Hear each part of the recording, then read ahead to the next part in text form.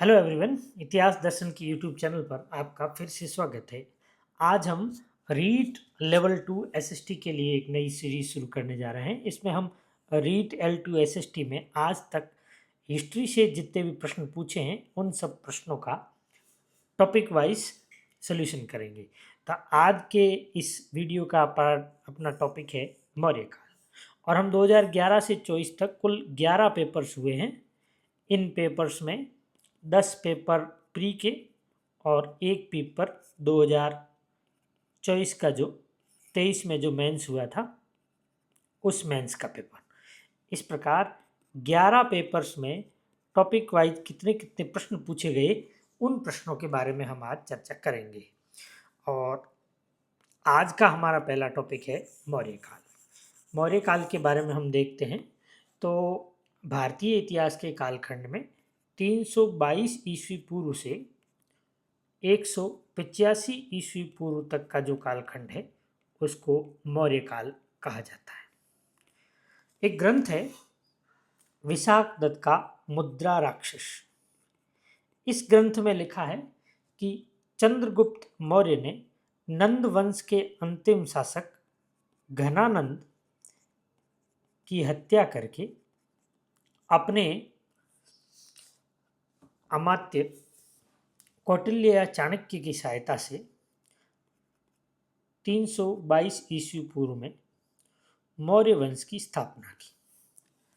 अब मौर्य वंश का संस्थापक हो गया चंद्रगुप्त मौर्य, और इसके बाद बिंदुसार शासक बना, और बिंदुसार के बाद इस वंश का सबसे फेमस शासक अशोक मौर्य वंश का शासक बना। इसके बाद जब हम देखेंगे, अब इसका खात्मा 185 बीसी या फिर 184 बीसी, इस वंश मौर्य वंश का अंतिम शासक था बृहदत्त। इसकी हत्या पुष्यमित्र शुंग नामक व्यक्ति ने की और शुंग वंश की स्थापना की।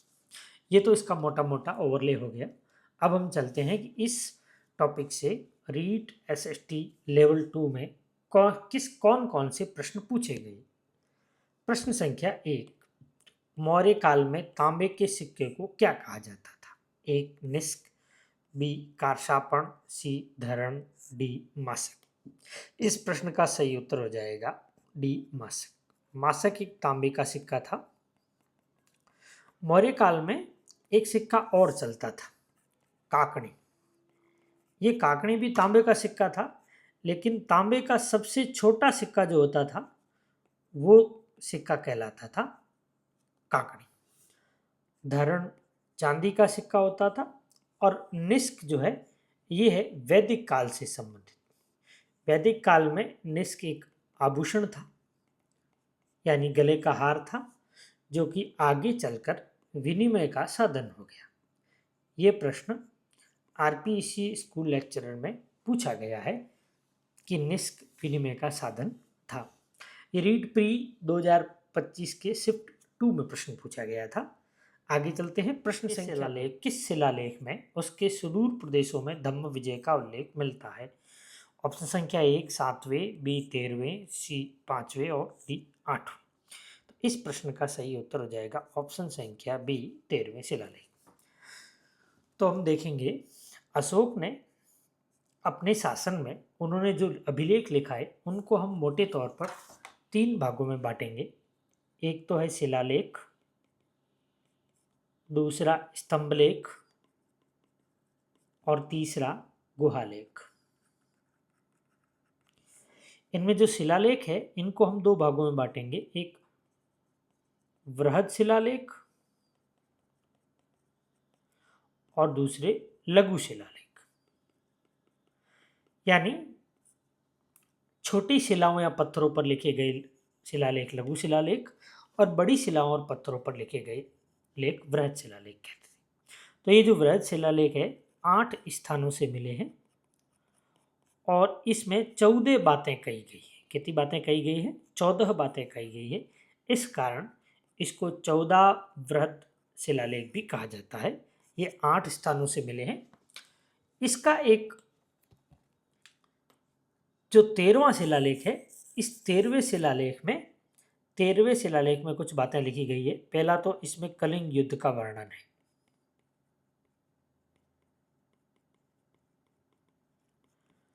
और दूसरा कलिंग युद्ध के बाद पश्चाताप का वर्णन भी है। और तीसरा, इस 13वें शिलालेख में सुदूर प्रदेशों में धम्म विजय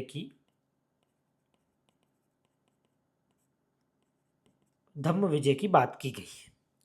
तो देखते हैं, जब ये धम्म विजय की बात की गई है तो इसमें कहा गया है कि कुछ विदेशी राज्य थे, इन राज्यों में अशोक ने अपने राजदूत भेजे थे। तो इनमें से महत्वपूर्ण राजा है अंतियोक, तुर्मय, अंतिकेन, मग और अलेक्जेंडर। आप चलते हैं, देखते हैं। अशोक के 13वें शिलालेख में अशोक की कलिंग विजय तथा उसके सुदूर प्रदेशों में धम्म का विजय का उल्लेख मिलता है। इस अभिलेख में लिखा है कि अशोक ने अंतियोक, देखिए शासकों का नाम है, ये विदेशी शासक है जहाँ धम्म विजय की गई थी। उन सब का नाम है, पहला नाम है अंतियोक यानी सीरिया का शासक एंटियोकस द्वितीय थियूस। दूसरा है तुर्मय, मिस्र का शासक टॉलमी द्वितीय फिलाडेल्फस। तीसरा है अंतिकेन, मकदूनिया का शासक एंटिगोनस। और मग, सीरीन का शासक मेगस। पांचवा अलेक्जेंडर, अलेक्जेंडर आदि शासकों पर धम्म विजय प्राप्त की। तो इसमें सबसे इंपॉर्टेंट है कि धम्म विजय का उल्लेख किस शिलालेख में? 13वें शिलालेख में। जब आपको यह याद हो जाए तो फिर आपको ये नाम याद रखने हैं। और आरपीएससी प्रश्न ऐसे पूछता है, यूजीसी भी प्रश्न पूछता है, एक तरफ राजा का नाम दे देगा और दूसरी तरफ वो राजा कहाँ का शासक है उसका नाम दे देगा। या फिर ऐसा प्रश्न पूछेगा कि इनमें से कौन सा शासक है जहां पर धम्म विजय नहीं की गई। और इसी अभिलेख में लिखा है कि इन राज्यों पर अशोक ने अपने राजदूत भेजे थे। अब आगे देखते हैं, इसमें और शिलालेख दे रखा है, 7वां शिलालेख। 7वें शिलालेख में अशोक धम्म श्रावण का संदेश देते हैं। किसका संदेश देते हैं? धम्म श्रावण। 5वां शिलालेख, ये सबसे इंपॉर्टेंट शिलालेख है। 5वें शिलालेख में अशोक कहता है कि अशोक ने अपने शासन के 13वें वर्ष धार्मिक महामात्र नामक व्यक्तियों की नियुक्ति की। धार्मिक महामात्र नामक व्यक्तियों की नियुक्ति की। और देखिए, एक इंपॉर्टेंट फैक्ट है, ये धार्मिक महामात्र जो थे प्रत्येक 5 वर्ष में अपने राज्यों का, अपनी जो क्षेत्र है उनका दौरा करते थे। और इस दौरे को अनुशयन कहा जाता था। रीट के लिए ये इंपॉर्टेंट है।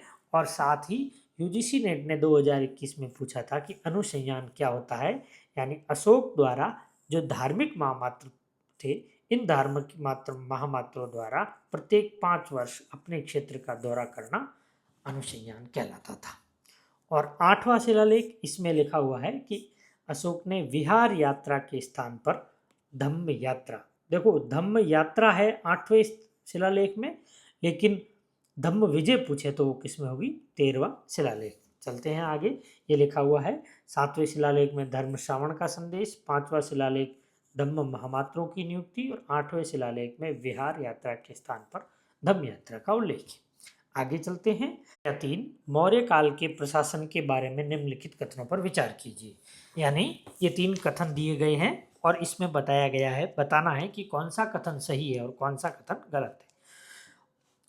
कथन 1, कुशीलन का संबंध न्यायालय से था।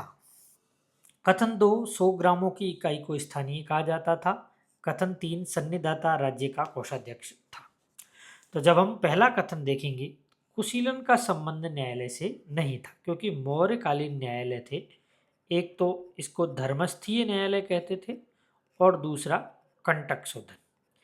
यानी अगर पूछा जाए कि धर्मस्थीय का संबंध न्यायालय से है तो सही होता, कुशीलन का संबंध न्यायालय से नहीं है, तो ये ऑप्शन हो गया गलत। दूसरा, 100 ग्रामों की इकाई को स्थानीय कहा जाता, बिल्कुल गलत है, क्योंकि 100 ग्रामों की जो इकाई थी उसको कहा जाता था संग्रहण। 100 ग्रामों की इकाई को क्या कहते थे? संग्रहण।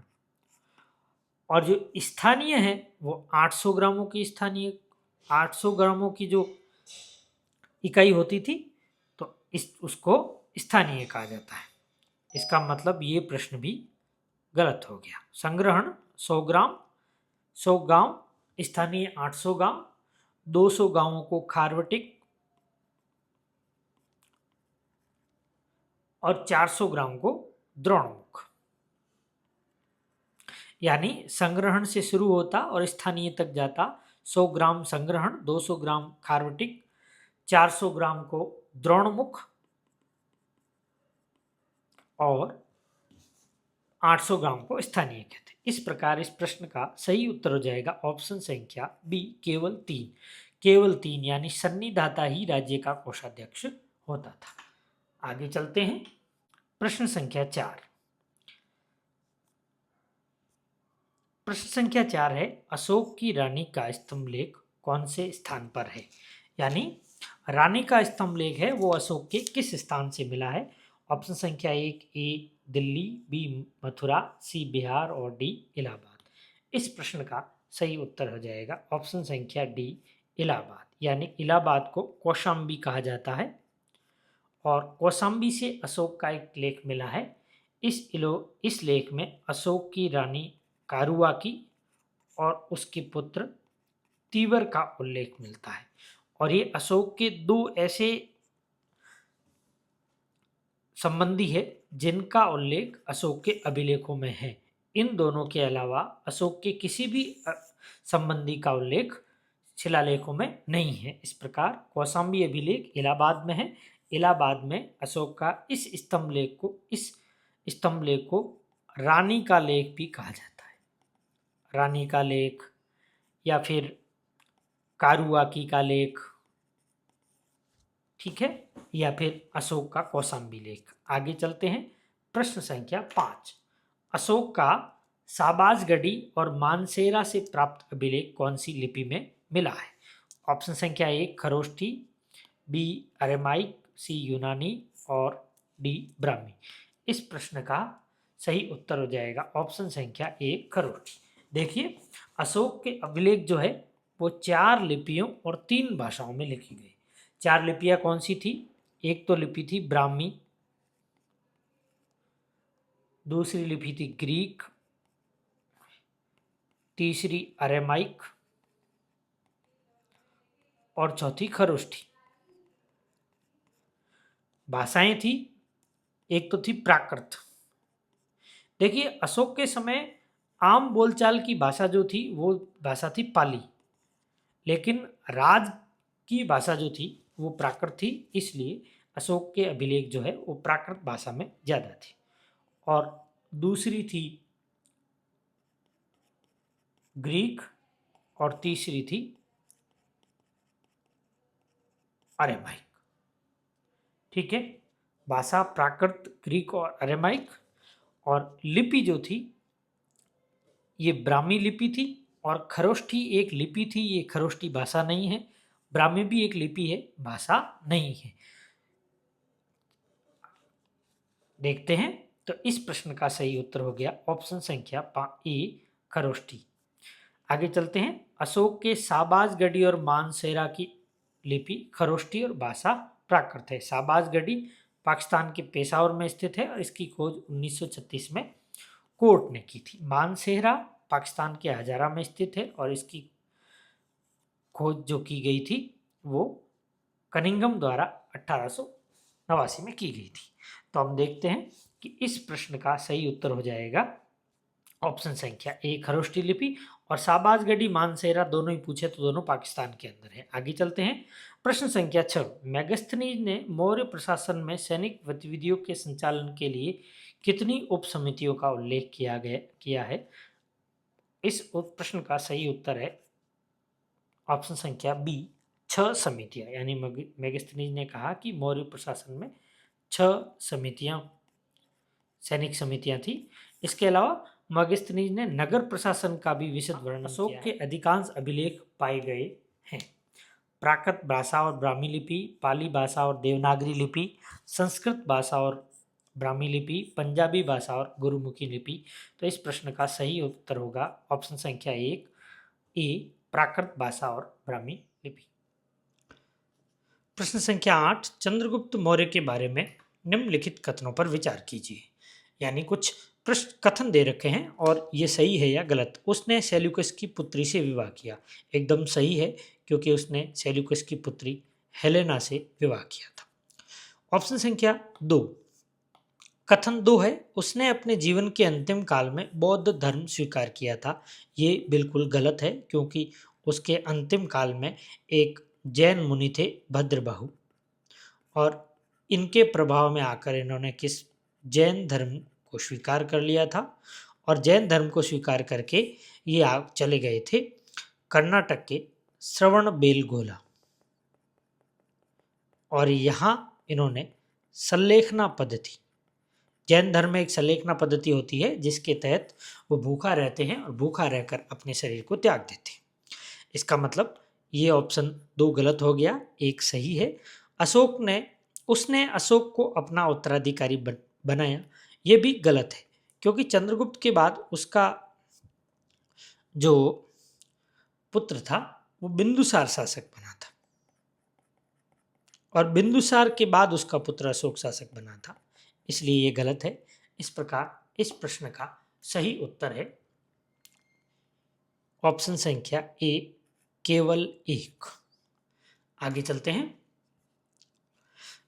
हम देखते हैं 305 ईस्वी पूर्व चंद्रगुप्त मौर्य ने सीरिया के ग्रीक शासक सेल्यूकस निकेटर को हराया था। इस हार के बाद सेल्यूकस ने अपनी बेटी हेलेना का विवाह चंद्रगुप्त से किया और 4 प्रांत चंद्रगुप्त को दहेज में दिए।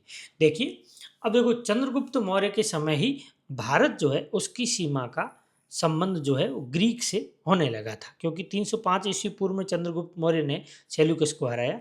तो 4 ये पूछे हैं कि कौन से प्रांत दिए, तो 4, पहला है एरिया हेरात, ये कंधार में है।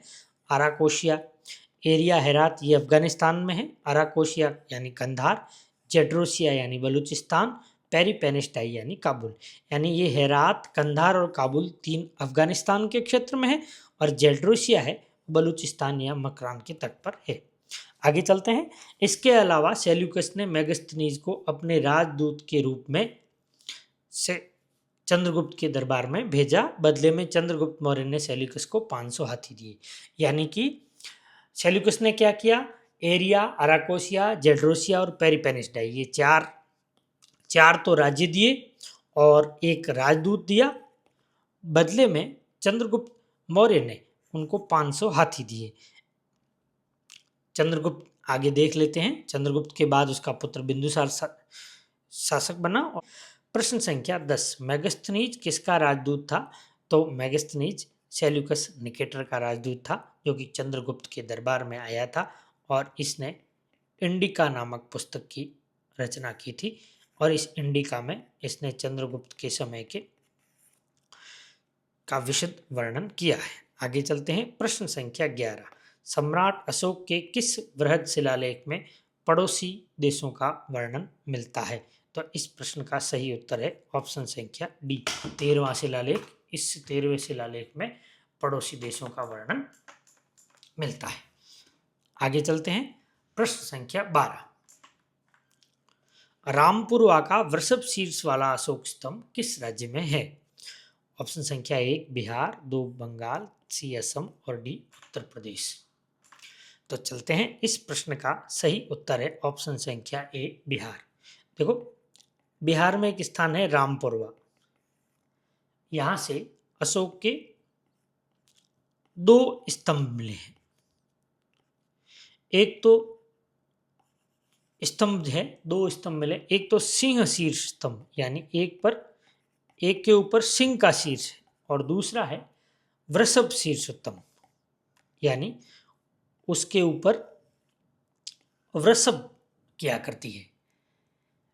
इस जो वृषभ स्तंभ है इस पर कोई लेख नहीं मिलता, और सिंह स्तंभ है इस पर लेख मिलता है। तो इसको स्तंभ लेख कहते हैं। जिस पर स्तंभ लेख मिला स्तंभ लेख कहते हैं, और जहाँ स्तंभ लेख नहीं मिला उसको सिर्फ स्तंभ कहते हैं। यानी प्रश्न पूछा जाए कि रामपुरवा से अशोक के कितने स्तंभ मिले हैं, तो 2। एक स्तंभ के ऊपर शीर्ष पर क्या है, शेर, और दूसरे स्तंभ के शीर्ष पर ऊपर कौन सा है, वृषभ या बैल की आकृति। प्रश्न पूछा जाए, बैल की आकृति वाला अशोक स्तंभ रामपुरवा में है। ठीक है, आगे चलते हैं। यह रामपुरवा वृषभ शीर्ष स्तंभ बिहार राज्य के पश्चिमी चंपारण जिले में स्थित है। रामपुरवा से अशोक के 2 स्तंभ मिले हैं। पहला स्तंभ है सिंह शीर्ष स्तंभ, यहाँ इस पर एक सिंह की आकृति है तथा इस पर लेख भी मिलता है। दूसरा है वृषभ स्तंभ, इसके स्तंभ पर वृषभ या बैल की आकृति है पर इस पर कोई लेख नहीं मिलता है। तो रामपुरवा में जिस पर सिंह है उसमें लेख मिलता है, जहाँ सिंह नहीं है वहाँ लेख नहीं मिलता है। भारत का राष्ट्रीय चिन्ह लिया गया है। ए सांची स्तंभ से, बी सारनाथ स्तंभ से, सी इलाहाबाद स्तंभ से और 4 लुम्बिनी स्तंभ से। तो इस प्रश्न का सही उत्तर हो जाएगा ऑप्शन संख्या बी सारनाथ स्तंभ से।